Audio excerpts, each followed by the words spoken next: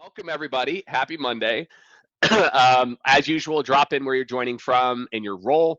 Now we've got 23 minutes, but that's fine. What I was saying in the opening is that um, most most organizations, the book comes out literally we're like 2 months away, which is wild. Um, Most organizations right now are continuing to use processes and methodologies that were built from 1996. I mean, and even Challenger Sale. I mean, how many of you are fans of Challenger Sale? I'm raising my hand. I'm a fan of Challenger Sale. Guys, Challenger Sale was built on a data from sales processes in the 2000s, 2007, 2008. I don't even think we had Amazon Prime. There was no Instagram. There weren't Slack channels to like be professional networks. There's no one day delivery. We were doing some streaming, but not really. So I want us to think about the processes that most B2B companies are using are developed from things at least a decade old. If not, if we go back to Medic, which is another one, Medic was built in 1996. So that was based on a sales process before the internet. Okay. And so I'm going to walk through the four C's. If you have not bought the book yet, now is the time. Like if you haven't bought the book, again, it's $32 all in. I will happily, if you're like Jake, this book sucks. I didn't get value. I am happy to give you your money back, do a free workshop for you, whatever you want to do, as a part of this. Rahul, I like Rahul put in there. He's looking for a new full-time role. If you're hiring, Rahul, put the word that put the there we go. Vegas is in the house. Tanya, see how Tanya was going to come out to Vegas for the Super Bowl, but then I saw ticket prices. I was like, nah, I'm good. So Buffalo, New York. There we go. Sorry, Buffalo, if you're a Buffalo Bills fan. But as we get into this, I'm going to try to break down what the alternatives are. Okay, and there's really again this concept of the four C's. Look, I've never been a big acronym guy, candidly. I like acronyms because they're easy to remember. The problem I find sometimes with like acronyms and things like that is that, I don't know, they sound cool and then they actually suck in execution. Like how many of you, whether it's BANT, these other things, you're like, yeah, this is like kind of it, but not it. So I really tried to, as I thought about the book, come up with acronyms that were actionable versus like philosophical, which I think is pretty annoying personally. Okay, the first C, okay, is, and again, I'm just going to drop these into the chat too. The first C is around this one, which is commitment to technology and AI proficiency. This was an interesting one about Jake. Is this something you should put in the book? Because in sales, we think about, the skill sets that we should be getting better at are skills like interpersonal skills, human to human contact, these other things. What I realized is, look, up until about 2015, 2016, some of you might not have even been in sales back then. Some of you, yes, like myself, have been in sales for a while then. There weren't really that many tools for salespeople. Like this is all new. And, there were tools for marketing, but sales didn't have much. We had email, a call, and a CRM, and that was kind of like, and then maybe you had a database of contact information. Like, we had that too. So what happened is, as sales evolved and we started to implement more technology, sales reps and sales leaders and then CROs stopped paying attention to changes and aren't getting, they're like, oh, our sales ops team handles that. And these tools are meant to be for the end user. And why this first C is in the book. What's up, John from Ireland? Hope you're doing amazing there too. For anybody out there that grew up without sales tech, or if you only grew up with sales tech, these technologies were meant to help and enable a seller to do more sales activities. But I read a stat, and I think I put it in the book too. It's like sellers report, I think it's like spending like 70% of their time. And you guys keep me honest here. You can do like a clap if this resonates with you. Like, is it true that we're really only spending like 30% of our time selling? So it's kind of interesting. It's like these tools were invented to help us to sell more, but the reality of the application of these tools is they're not actually saving anyone any time. And I can tell you from looking at quota achievement between 2022 and 2023, here's what's happening to sales performance. Whether it's too lofty of goals, look, it is what it is, right? Outbound performance, it looks like, like this over the last, I don't know, 3-4 years. 2021, everyone was hot. They're like, this shit's easy. And then it was like, it was like 17% of teams hit outbound last year. Rough. Um, so again, I want a lot of you to think like out loud here as a part of this.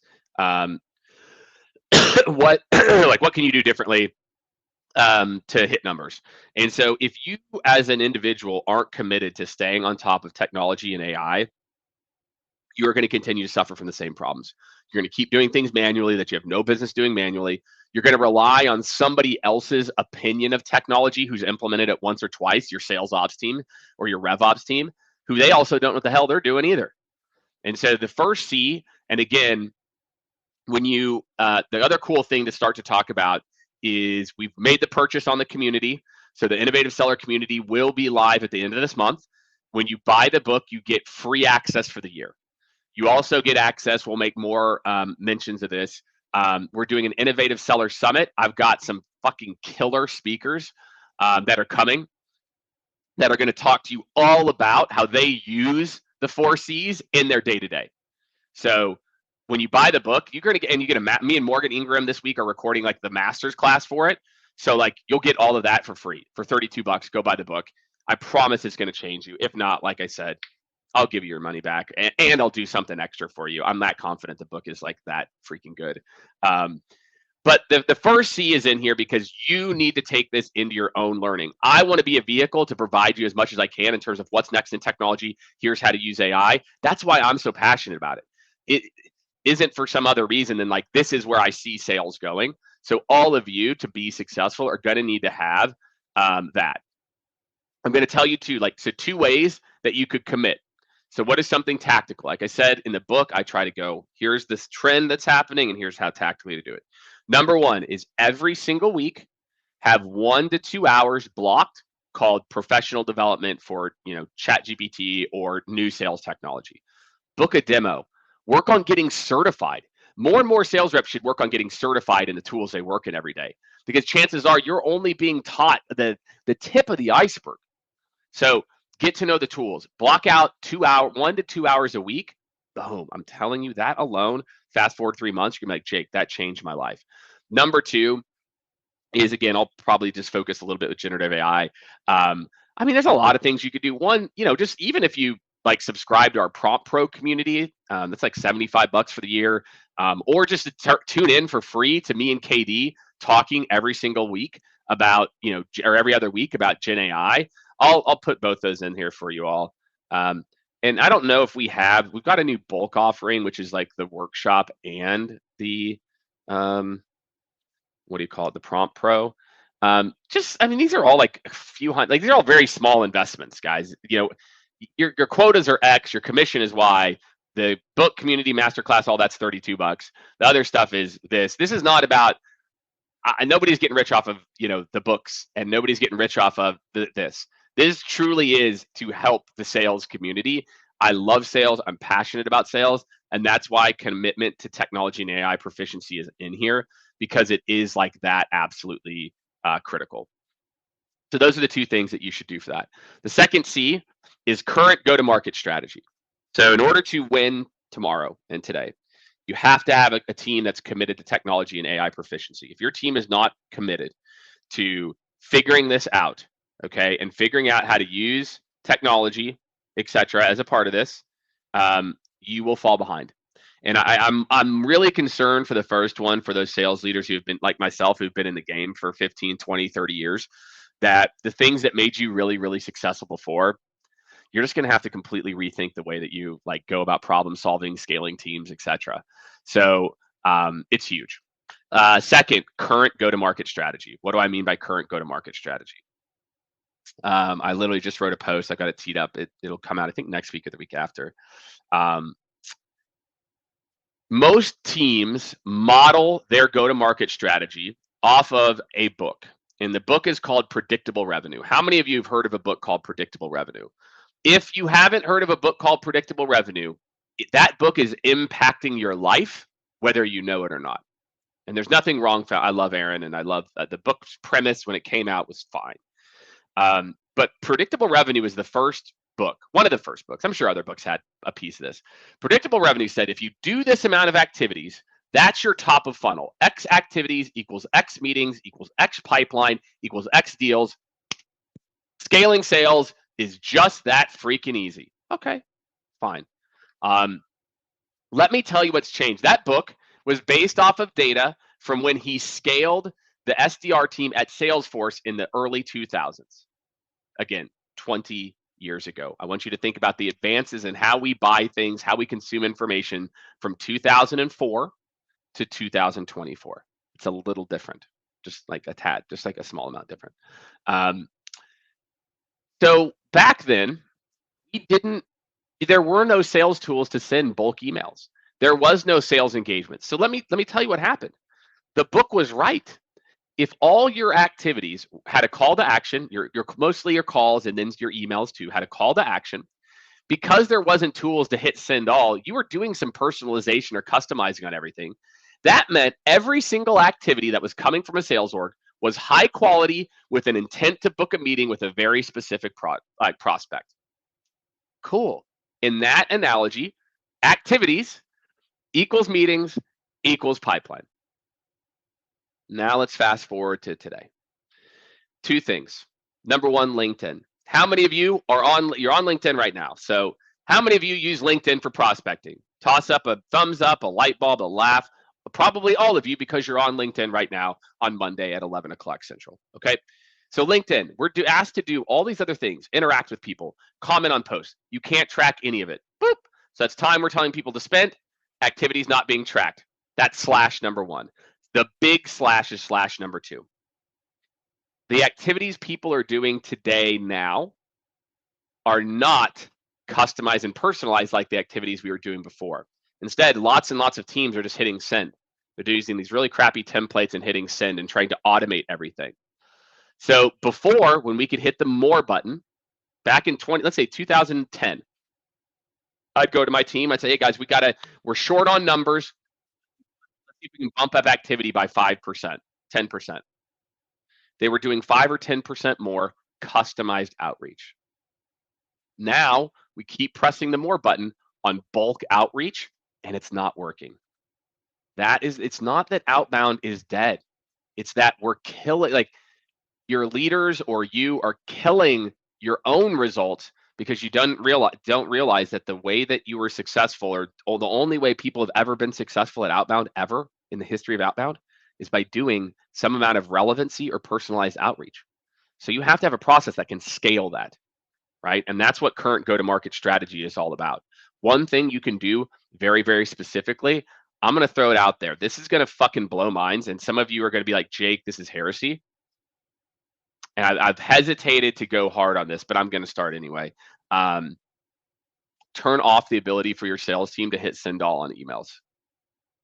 That's it. If you literally just turn off your sales team's abilities to send bulk or send all emails, just imagine what that means for me as a seller. I can now like unleash my creativity. I can like do some research. I can reach out to people. That's one thing you could do right now, is turn it off. The crazy part, many of you do not know this. If you don't know the history of sales engagement platforms, or you've only grown up with them, the first sales engagement platforms that came out in like 2013, 14, 15, 16, some of them wouldn't even allow you to hit bulk send because of this exact issue. They knew, these tools knew, and it's the tools you use now. They knew that if we let salespeople hit send all, their managers would say hit send all because more is better. And again, more was better when the more was more customized. And so that's what current outbound is. How do we marry the two of these things as a part of that? So I'm running low on time since my audio is messed up here. The next one is, and this is where a bulk of the book, I think 5 of the chapters, my friends, are on this book, which is customized sales journey. This is so critical for everyone, okay? And again, if you have not bought a copy of the book yet, I'll drop it in here. And by the way, if you have bought a copy of the book, you can see Becca is in here in the comments too. And you didn't get an email back, like when you went back and filled out your email, let us know. So as the community goes live, we can just add you for free to the community. So This third C is I think out of the 12 chapters, I want to say 5 of the chapters are dedicated to this. I'm going to give you the concept very simply. Again, I gave you the 4 C's. The next one is called VEX, and it's vetted, educated, cold, and self-service. Okay. And also this maybe I'll talk and team. I'm just going to talk about a couple of principles because I don't have forever to talk about it. Teams versus individuals. Okay. Buying groups. Okay.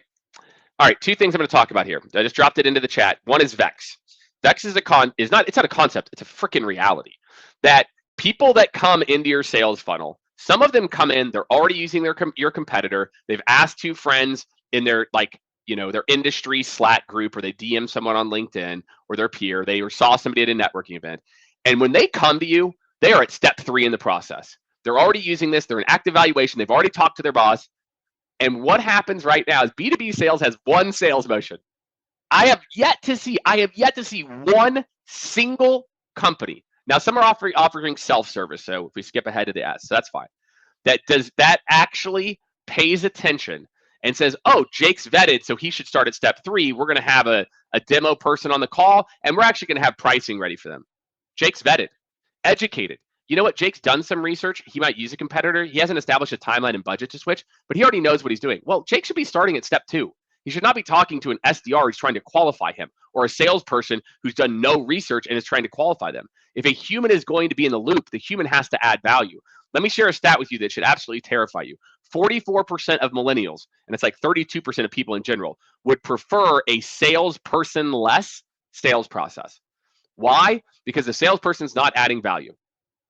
They're too focused on qualification, and Medic. That's why Medic is just so done over the next 4 or 5 years. It's so freaking. 1996 is when it was invented, and that goes into buying teams, which I'll get into. So you need to have a sales process, a customer journey that says, oh, how do we treat people that come in here? How do we treat people here? How do we move people here? And then what happens if this one person is here? This goes into the concept of why the idea of an economic buyer, a decision maker, a champion don't exist anymore. Nobody buys as a single person. In any deal, there is not one decision maker. There are like 40, and maybe not 40. That's being crazy, but there's like 4, right? There is the person who is step 4 down the ladder, that she actually has the biggest voice in the room, and she is the decision maker. Because even if the boss says that he or she wants it, she is going to shoot it down. And now we have buyer teams that we have to. And again, I'll get into the intent framework in another session we do. But you have to understand there are 2 buyer teams, not champions, economic decision makers. There's a team that cares about the impact and ROI in the business, and a team that cares about the usage and the day-to-day. You have got to understand where that team is and manage the whole team. The usage team has to see how this is going to be a utility. The impact and ROI team, and there could be overlap in team members, has to see how this is going to impact their business. So you've got to engineer to these 2 teams. And you need to understand, is the team vetted, educated, cold, or they don't know much, you reached out to them, etc. So now what we have to do is map these different customer journeys, how people interact with us. What happens when they come in at certain stages? Can we go back? Okay, this person was vetted, but their team actually needs to go back. They're not as educated. So actually, even though we did this one advanced demo here, the next call actually needs to go back a step, and then we go here. There's not infinite variations here, my friends. We're talking about, instead of having one process, you've still got your one process, but people are just starting and going back. There's maybe 8 to 10 permutations that you need to account for. So customized sales journey is very simple. You cannot continue to treat all prospects one size fits all. Imagine if your B2C experience still did this. Imagine if the computers did no research on you, and you're in California and you're getting like mega ads because look, we know that 25-year-old white males that own a gun want this, but you're like, dude, I hate this stuff. Like, that is what we are doing. If you think about what we are doing, we are giving everybody the exact same experience, and our B2C experience could not be different. If your B2B sales experience is not prepared to adapt to meet buyers where they are, you are going to be left behind. It's already happening. You are losing deals right now because of your shitty sales experience, not because your product's like not better. Your product could be way better, but because the experience is so crappy, people are going to your competitor. Like, this sucks. My wife literally just did this. My wife runs part of HR for a publicly traded company. She had she's like, Jake, the process is so terrible. I'm like, and I told her, I go, hon, if the process is this terrible now, can you imagine what your onboarding is going to be like? No, like, run. So customized sales journey. You have to have a sales journey that maps to the way that people buy today. Last but not least is consistent performance optimization. Just going to say a couple of notes on this. Maybe I'll make a point to go a little bit deeper on this in my next one. Wow, there's just so much I can say and only have a couple minutes here. What is sales doing?